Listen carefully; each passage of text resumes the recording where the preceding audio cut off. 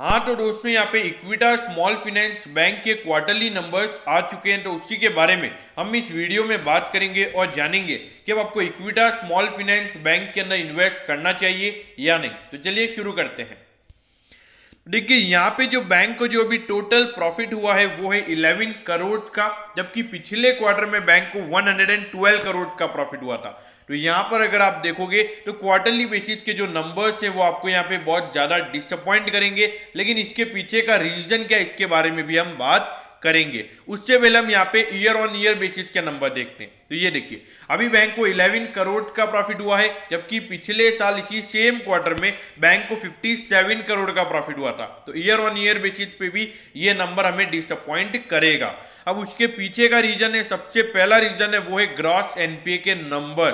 वो देखिए 4.76% का यहाँ पे बैंक का ग्रॉस एनपीए का नंबर निकल कर आया है, जबकि पिछले क्वार्टर में ये नंबर 3.73% था। जो यानी कि 1.03% से यहाँ पे बैंक के ग्रॉस एनपीए बढ़े हैं। तो सीधी सी बात है, अगर ग्रॉस एनपीए का नंबर बढ़ेगा तो वहां पे बैंक को प्रोविजनिंग ज्यादा करनी पड़ेगी। तो ये देखिए जो क्वार्टर ऑन क्वार्टर बेसिस यानी कि पिछले क्वार्टर के कंपैरिजन में अगर हम बैंक के टोटल प्रोविजन को अगर देखें तो वो यहाँ पे 56% बढ़कर 150 करोड़ की यहाँ पे बैंक ने टोटल प्रोविजनिंग इस क्वार्टर में की है। और अगर ईयर ऑन ईयर बेसिस यानी कि पिछले साल के अप्रैल से जून वाले क्वार्टर से अगर हम कंपेयर करें तो उसके कंपैरिजन में प्रोविजनिंग डबल से भी ज्यादा हो गई है।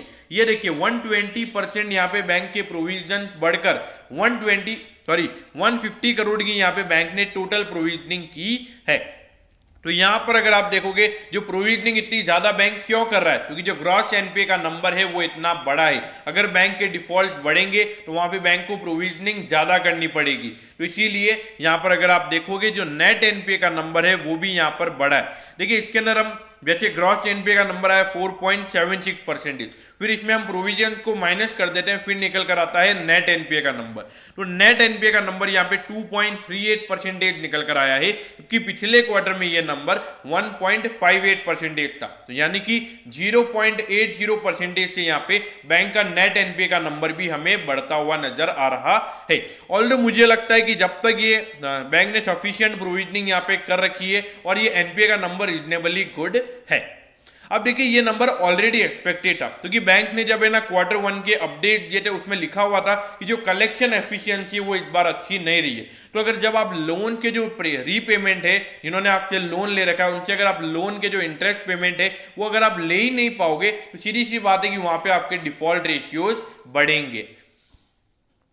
अब ये देखिए 7,225 करोड़ का इस कंपनी का मार्केट कैप है। अगर आप देखोगे इंडस्ट्री के कंपैरिजन में अभी भी आपको सस्ते वैल्यूएशन में मिल रहा है।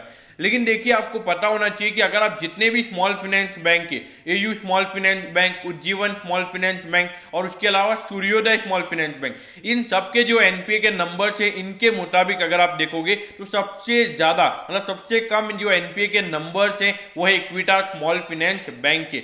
ये एक बहुत ही अच्छी बात है।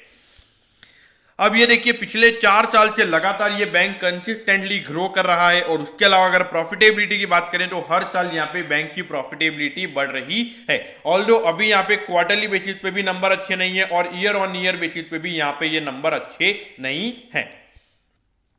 अब इक्विटा स्मॉल फाइनेंस बैंक का स्टॉक अभी 63 पे ट्रेड हो रहा है और 76 का इसका ऑल टाइम हाई है। मतलब अराउंड अगर हम देखेंगे 15 से 20% का ऑल टाइम हाई से करेक्शन ऑलरेडी आ चुका है। तो देखिए इक्विटा स्मॉल फाइनेंस बैंक की अगर हम बात करें तो स्मॉल फाइनेंस बैंक में ऑलरेडी जो एनपीए का नंबर है वो हाई आने वाले था। ये ऑलरेडी एक्सपेक्टेड था, क्योंकि जो कोविड का सेकंड वेव चल रहा था और ये जो स्मॉल फाइनेंस बैंक है तो ये इनके सारे स्मॉल लोन्स होते हैं, सारे जो भी 2 करोड़ के नीचे के लोन्स होते हैं तो सारे इनके वो लोन्स होते हैं।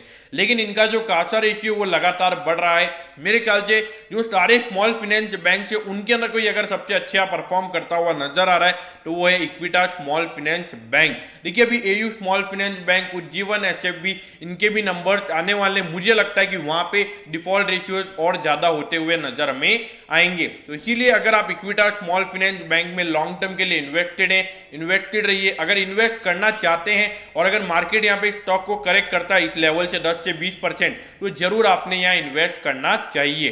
देखिए ये कोई पर्सनल एडवाइस नहीं है, आपको अपनी खुद की रिसर्च करके फ्री इन्वेस्ट करना है। ऑल्दो जो रिजल्ट यहाँ पे आए हैं ईयर ऑन ईयर बेसिस पे भी डिसअपॉइंटिंग है और क्वार्टरली बेसिस पे भी ये रिजल्ट डिसअपॉइंटिंग है, तो हो सकता है शॉर्ट टर्म में थोड़ा सेलिंग प्रेशर स्टॉक में देखने को मिले, तो यहाँ पे बाइंग मेरे ख्याल से नहीं करनी चाहिए on the basis of result. दोस्तों मैं होप करता हूं कि इक्विटास स्मॉल फाइनेंस बैंक के नंबर्स के बारे में आपको सब कुछ पता चल गया होगा। अगर आपकी कोई भी क्वेरीज है तो आप कमेंट कीजिए, मैं जरूर आपके कमेंट पर रिप्लाई करूंगा। ओके दोस्तों, thank you, have a nice day.